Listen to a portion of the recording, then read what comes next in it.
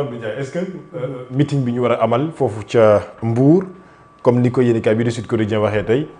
c'est une première étape pour natt dooleeg Diomaye président.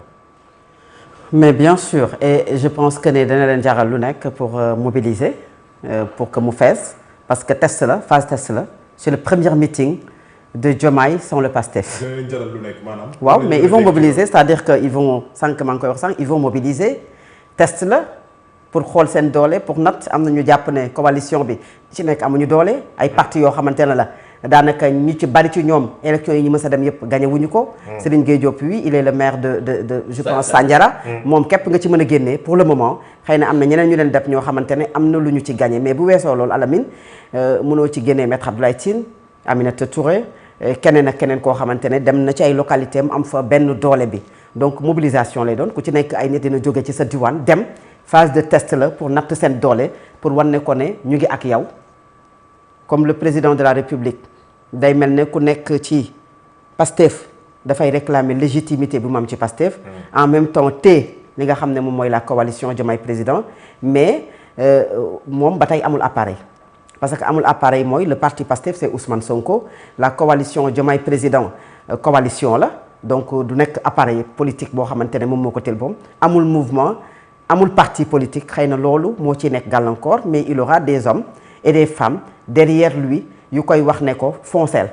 même bu ëllëgee départir ngu ci ñi nga xamante ne ñoom ñooy Pastef nous sommes là et boo c'était l'organisation de ces derniers jours de la coalition Diomaye président et des personnes connues même su fekkee doole politique bi demeewul noonu ils sont quand même connus de par leur parcours de par leur nom ci li nga xam ne moom lañ jot a occupé di nga xam ne préparé wu nañu waajal nañu seen bopp pour ànd ak le président de la République nga xam ne même si Pastef de l'autre côté mi ngi tontu la sortie de Diomaye ñoom également ils ripostent de leur côté et ils se sont engagés autour du président. alors ñu glissé dem ci li nga xamante moom la ñu doon wax léegi aujourd'hui gis nañu ñu démettre Ousseynou Ly à la tête en tout cas dirait-on au poste de chargé de com de la présidence teg fa ki nga xam ne moom mooy Abdoulaye Tine. alors aujourd'hui est-ce que selon les quotidiens ce matin ni ñu ko posé question mën nañu xalaate noonu Diomaye dafay dem sur la dynamique de désonkoisation ci li nga xam ne moom mooy administration bu Sénégal. c'est pas la première fois le système moom mooy sécréter cette pratique là boo fàttali ko histoire moom mooy 62 day mel ne ñaari at les compagnons dañuy mel ne kuy séparé wu boo ko interroger ci li fi jot a am nga jël 62 Mamadou Dia Léopold Sédar Senghor bi mu paree ci li nga xam ne mooy seen problème ba yóbbu ko ci kaso bi ak ay Alioune Diop ak ñeneen ñoo xam ne dugal na leen ci kaso en même temps dañoo def li ñu duppee la dédialisation maanaam Dia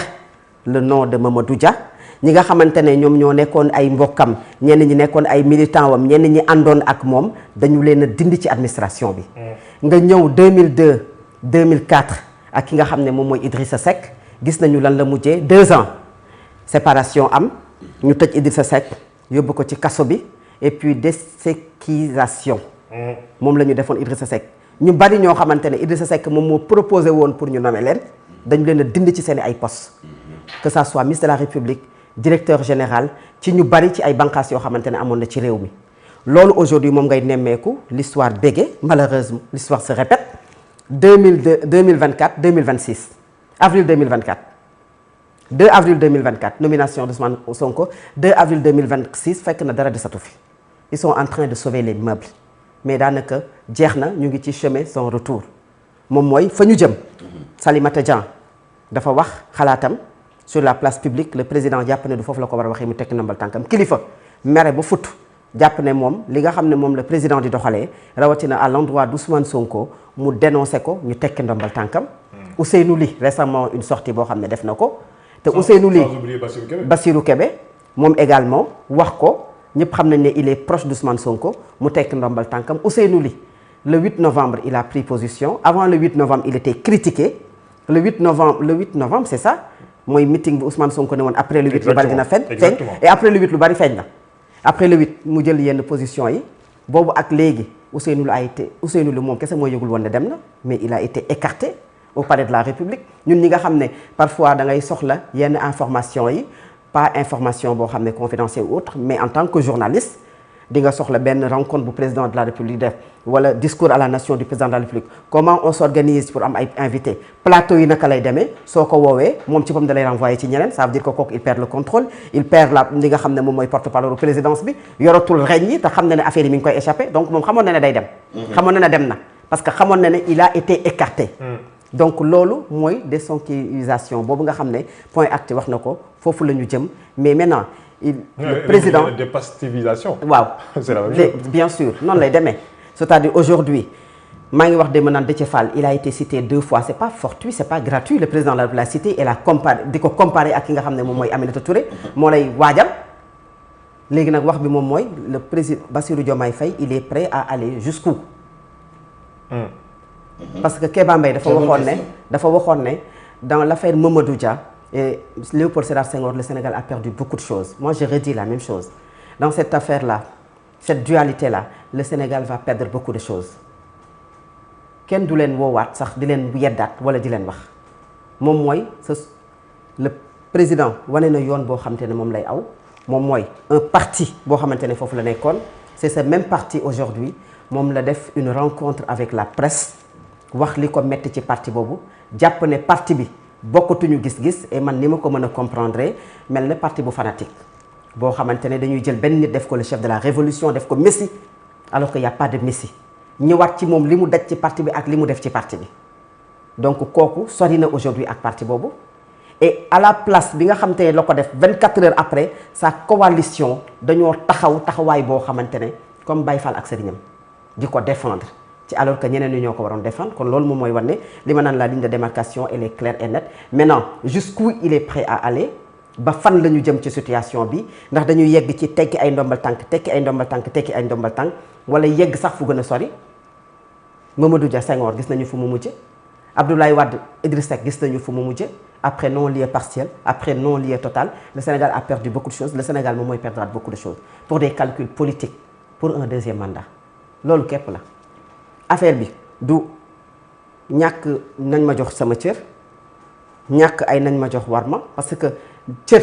su ko nit bëggee war na mën a nangul nit ñi bu ñu bëggee benn nit wala ñu sopp nit boobu d'autant plus que avant ngay nekk yow ci bopp réewu Sénégal da nga jàppoon ne nit kooku dafa def 10 jours pour fal la alors que vous avez fait 1 an 10 ans pour fal ko te arrivé woo ci loolu et beneen bi nga jàpp ne yow sa deuxième mandat annoncé nga ko sa candidature annoncé nga ko en filigrane bu ñu la déggee moom mooy su ma demee ba jeexal donc ça veut dire que boo toogaat ba jeexal su fekkee ne parti bi tabb na ki mu tabb ma xool ba xam mooy demain en 2029 si le parti choisit Ousmane Sonko doo ci topp doo ci ànd et loolu mënuloo ko def ci benn gouvernement boo xam ne jàpp nga ne dafa am ay leaders yoo xamante ne dañuy dem sur des plateaux pour wax ne Sonko 2029 alors que yow tu as des ambitions présidentielles il va se départir de toutes ces personnes ci sama gis-gis léegi nag man li ma ci jaaxal rek moom mooy Mansour moom laa doon wax sànq mooy la facilité bi nit ñi am pour di séparer wu ak yenn nit yi ak ñi seen nitu démb seen nitu démb yi ak façon bi ñu koy defee je veux dire nu muy yombee c'est-à-dire que yow nga xam nit ki ngeen nekk vous avez partagé beaucoup de choses man pour man ni le pouvoir ni maanaam les délices de la vie warul yegg ci aujourd'hui fu ñu naan ces 2 hommes qui s'étaient juré fidélité nee nga pacte amul mais ci kaddu ak gis-gis la nit ñi mën a wax pacte Sonko mooy Diomaye mooy Sonko il y a de cela 10 jours avant la présidentielle boo jaayoon sa bopp yow kese doo dem boo taxawoon yow kese ànd ak Aminata Touré ànd ak Abdourahmane Diouf ànd ak Serigne Gueye Diop mi nga xam ne il a été conseiller du président de la République Macky Sall pendant 12 ans ànd ak Maître Abdoulaye Tine qui était l'avocat de Karim Wade le groupe de travail des Nations Unies moom moo fa yóbbu woon calamer le cas de Karim Wade topp le dossier de Karim Wade pareil yow défendre Ousmane Sonko sur des plateaux yoo xam ne dañ ko fa invité en tant qu'avocat son rôle en tant que juriste mais en tant qu'homme politique parce que il gère un parti il dirige un parti politique bu doon ñooñu nga àndal amaana doo gagné mais c'est parce que y a un homme boo xamante ne demul mu ne yow yaay dem et que yow yaay dem boobu sénégalais jàpp nañu ne pacte la parce que yéen a ko waxtaanee même bu ngeen ko xaatimul et que ñu voté élection yoo xamante ne da nga ci génn haut la main donc kooku su fekkee ne aujourd'hui mbir yi nii lay demee nit ñi am na ci ñu bari ñoo xamante ne du la personne d'Ousmane Sonko ou la personne de Bassirou Diomaye Faye mais c'est le Sénégal qui les intéresse. et dañuy delloowaat ginnaaw li ma naan l'histoire bégee dañuy delloowaat ginnaaw ci loo xamante ne jàppoon nañu ne le syndrome Mamadou Diallo Léopold Sédar Senghor duñ ko mën sa dund. et j'espère bien que ne Sénégalais yi duñu dund loolu parce que syndrome boobu fu mu yeggoon ba mu am ay mbir yu ci am. j'espère que Sénégal du yeggaat foofu nañu def seen politique épargner le Sénégal parce que nag Sénégalais yi ils leur ont tout donné. et surtout le président de la République bi nga xam ne dañ laa joxañ rek nit ñi tànn la sargal la jox la cër ne la diriger ñu at yi njàng meeg diplôme yi xëy na taxul. confiance képp moom moo tax sénégalais yi def loolu et je pense que sénégalais yi mérité nañu am stabilité dans ce pays là. crise institutionnelle ñu épargner ñu ko. épargner ñu de cette dualité épargner ñu des arrestations et des emprisonnements ku mu neex nag boo yoree sa décret nga limogé ku la neex. d'accord c'est vrai que constitution bu Sénégal moo may président de la République mu nommé au poste civil et militaire comme ni ñu koy waxee mais aujourd'hui au vu de ce qui se passe à Aladji Mansour